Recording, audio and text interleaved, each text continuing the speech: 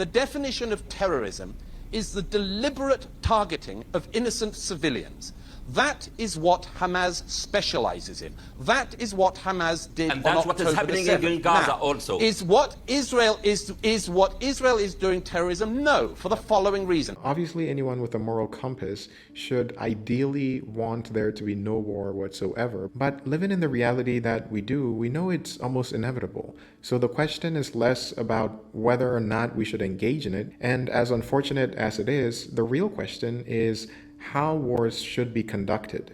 This includes how we perceive the soldiers on either side of a war, the civilians, the politicians. So there's really a lot to think about when it comes to trying to figure out a moral stance to have on just about any war. And this brings me to the topic of this video. We have Israel and Palestine in the spotlight in terms of who is at fault and who started it and where this is going.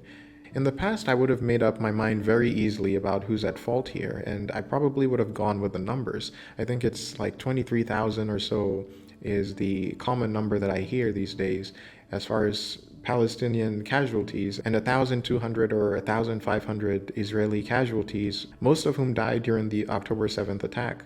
But now I'm far more cautious about even having an opinion because of my understanding of the complexities with not just war, but just morality in general. Be that as it may, there are two common questions that I keep hearing time and time again as the casualties, especially on the Palestinian side, continues to mount. And the first question is whether Israel is a terrorist organization, given the amount of civilians that they have killed so far. The second question is whether Israel is engaging in genocide.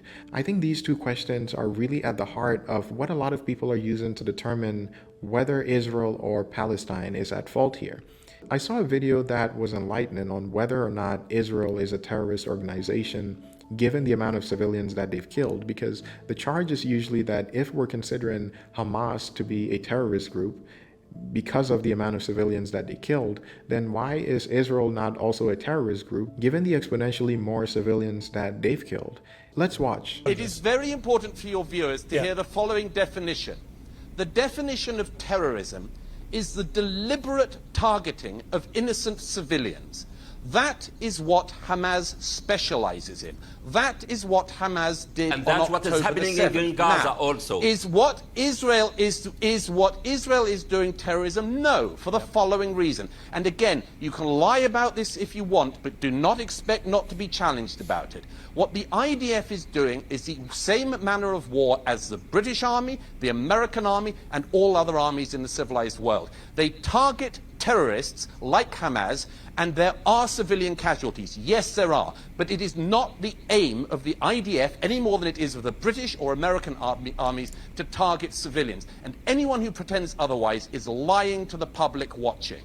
All right, Douglas, final. I think this is a very important point because as much as people would like to split hairs about what Hamas did and compare that to what Israel is doing, it's been obvious even before the war, based on what Hamas leaders have actually said, that the eradication of Jews is their main purpose, indiscriminate of military or civilian, not to mention the disregard for their own fellow Muslim and fellow countrymen's lives.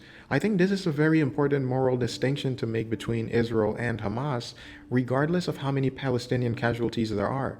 And I know that's a very difficult pill to swallow because we see all these innocent civilians on the Palestinian side dying day in, day out, not to mention the immense amount of suffering for those who are living. I think it's worth emphasizing that making this moral distinction between what Israel is doing and what Hamas is doing by no means exculpates Israel from the burden of all of these innocent lives that are being lost under their war machine. Another way of putting that, a point that I've heard Sam Harris make, is that if Israel had all the power in the world, the killing of innocent Palestinian civilians would not be one of their goals. But on the flip side, if Hamas had all the power in the world, they would annihilate every single Jew that there was. And this is according to their own words. To put it more simply, I don't think it's inconsistent or contradictory to, on the one hand, hold that Israel is the moral party in this war, while at the same time bemoaning the amount of innocent casualties that are being lost on the Palestinian side. The second question, which is at the heart of how people are judging the parties in this war, has to do with whether Israel is engaging in a genocide amongst Palestinians. The obvious answer seems to be that no, they are not. If genocide was the goal of Israel, they would be doing the worst possible job than any other nation with this amount of relative power over the people that they're fighting. It would be so easy for them to commit a genocide, and yet they go through such pains to try to mitigate civilian casualties, as unsuccessful as that might be. I want to emphasize once again that nothing that I've said in this video is to suggest that Israel's response to the October 7th massacre is the appropriate response to this, and neither am I claiming to know what the right response should be. But as far as who holds the moral culpability in this situation, I find it abundantly clear that the worst that Israel can be accused of is having an inappropriate response to what happened to them, and a response that may very well continue to cause a lot of unnecessary suffering and death. But it's also abundantly clear that they are neither a terrorist state nor a genocidal one.